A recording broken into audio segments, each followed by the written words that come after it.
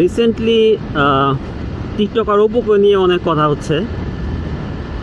তো সে নাকি ল্যাম্বরগিনি কিনছে, টিকটক করে ল্যাম্বরগিনি কিনছে। তো অনেকেই বলতেছে যে 2018 সালে কেন আমি টিকটক করলাম না। ভাই আপনারা এইভাবে ভাবেন কেন ভাই? আপনারা 2018 সালে করলেই কি টিকটক করা শুরু করলেই কি ল্যাম্বরগিনি কিনতে পারতেন? টিকটক তো 2018 সালে অনেকেই করছে না, সবাই কি ল্যাম্বরগিনি কিনতে পারছে?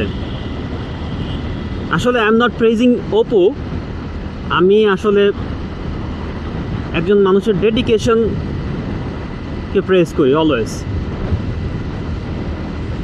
শুধু অপু একা না, দেখেন আজকে মিস্টার বিস্ট যে টিকটক কিনে ফেলতে চাইতেছে,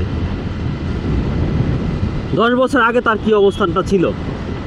মিস্টার বিস্ট কি এই মিস্টার বিস্ট ছিল না?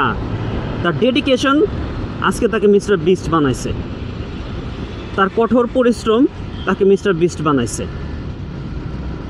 আপনি আরেকটা এক্সাম্পল দিতে পারেন, ক্যারি মিনাতি। ভাই কি তার চেহারা ছিল আজকে থেকে 10 বছর আগে? তার তার তার দিকে তাকানো যেত না, ক্যারি মিনাতির দিকে। তো এইগুলা হচ্ছে এক্সাম্পল।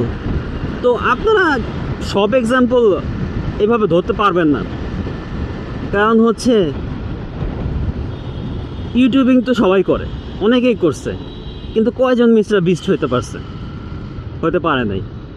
সো সেম ওয়েতে আপনি যত বড় আপনি অন্য এন্টারপ্রেনারদের এক্সাম্পল দেই না কেন, সবার কিন্তু ডেডিকেশন ছিল।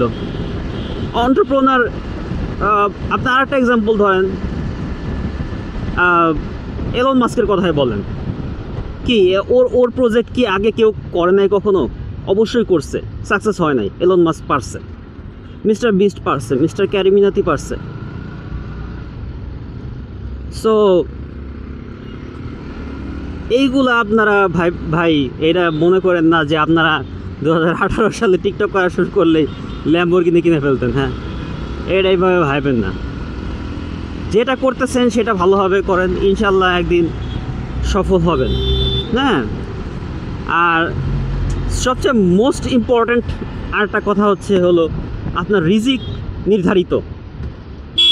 আপনার জীবন দশায় যতটুক রিজিক আপনার লেখা আছে,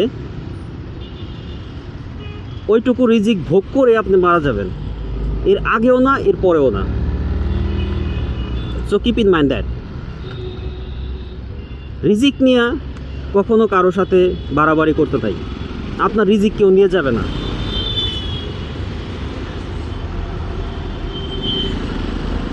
সো আপনার যেটা আছে, যা করতেছেন সেটা ভালোভাবে করেন, সৎভাবে করেন, ডেডিকেশন দিয়ে করেন, অবভিয়াসলি আপনিও সাকসেসফুল হবেন।